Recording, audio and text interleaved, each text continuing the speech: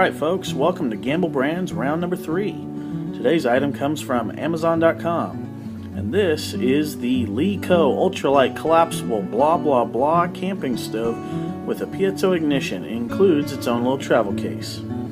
As usual, this item has several twins and siblings already available on Amazon.com, so keep your eyes open for good discounts and sales that could save you a couple bucks more.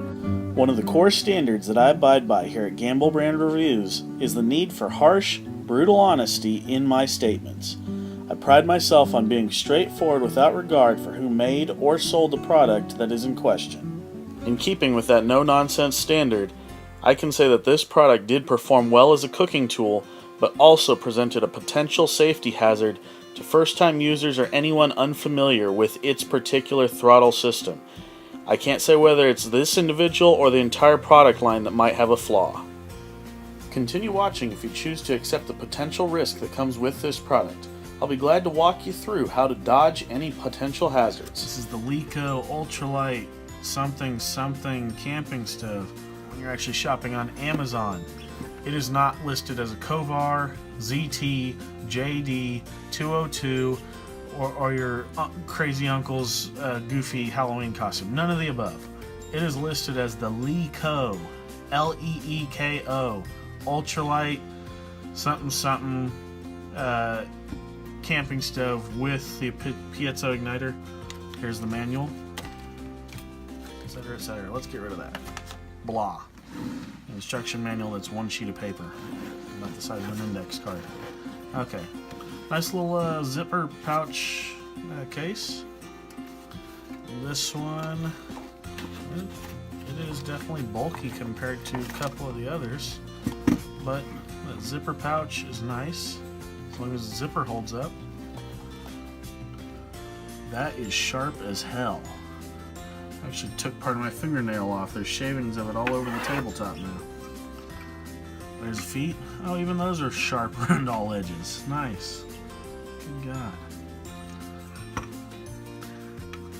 Alright, let's fold out the pot stands. There we go. That is a good size right there. This is the butane direct type. Now these Coleman brand ones are nice, but they're like $3 a piece. See if I can do this without venting too much into the room.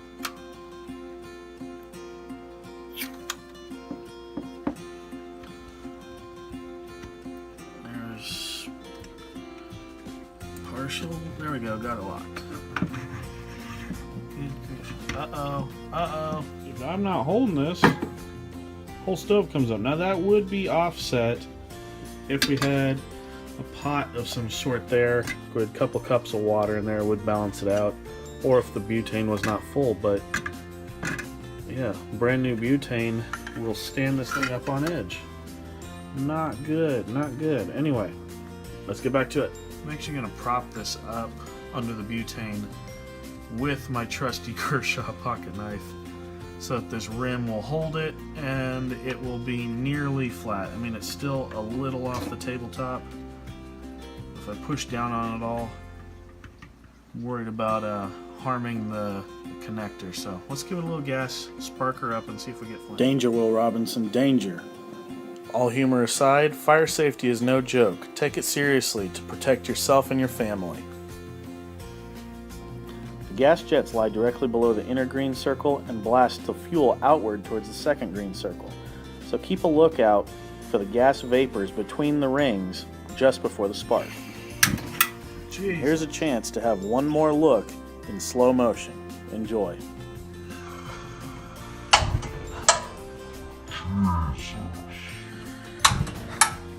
Jesus. The overhead camera angle hides how close that flame got to my face, just like my voiceover is hiding the crude language I used to describe it. Shot another camera angle in a little safer environment and added a few visual aids here to show you the fumes I'm talking about. One thing you need to keep in mind is every time that it's connected to a fuel source and you move the stove physically, it will vent some fumes the next time that you crack the seal. And you can see that in this clip here. So if you don't want to lose any hair, make sure you let that fume escape a bit before you spark it up. I'm turning it back and it's not changing anything. So it's kind of like the controls don't actually work half the time.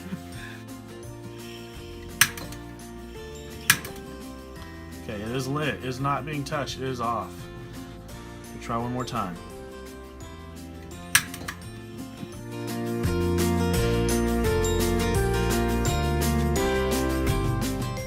Makes me wonder if it's because of liquid butane getting in, possibly because of being a brand new cylinder and the stove being unlevel. I have to let the stove rise up to keep the canister flat. So we'll try that maybe. That's what I'll do. Here's a lid off one of those decorative canisters. In order to keep that cylinder of fuel flat,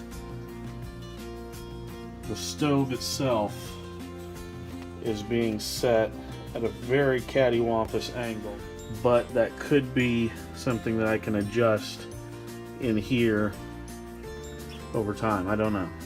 This is my first time looking at it. Let's try this one more time. Oh, no, no. Oh, hell no. With the reduced lighting required to show flame quality, this second and much larger gas cloud wasn't visible in slow-mo. Not gonna light that. Sheesh. Maybe that's a result of shifting it back and forth so much. Let's try it one more time. I will see if I spot a dangerous issue before I try to hit the pizza. A little more stable.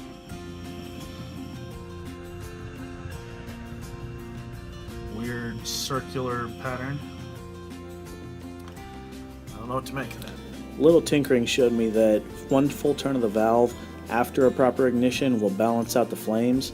Secondly, I leveled the entire stove by putting a little gentle downward pressure on the stove, but not enough to damage any connections. If you are at this point right here, stop. Go ahead and shave your eyebrows to save yourself the burnt hair smell. Go ahead, make sure that you are outside, because frankly this thing is a flamethrower.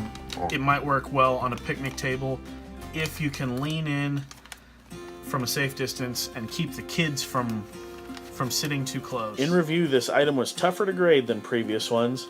At only $14, the value was excellent, earning a solid A. The fit and finish was only decent though, earning a B thanks to some very sharp edges and a poorly aligned fuel intake connection. Overall, the flame performance earned a B as well thanks to the excellent high heat output that on the campsite would either boil or fry as needed. Unfortunately, the grade did suffer a bit from the non-existent simmer capabilities of a valve that works about as well as an on-off switch. These flames are either 100% working or 0%. There is no in between. Thanks to a short but steep learning curve, this item gets a D for safety. To fire it up without a major flare-up removing your hair, follow two simple steps. First, open the valve for just a moment. Second, close it and wait for a few moments for the fumes to dissipate. Then repeat step 1 and light her up. Overall, I'd rate this stove a solid C. Please like and subscribe if you enjoy my videos and would like to continue seeing me test products so that you don't have to gamble away your dollars on potential disappointments.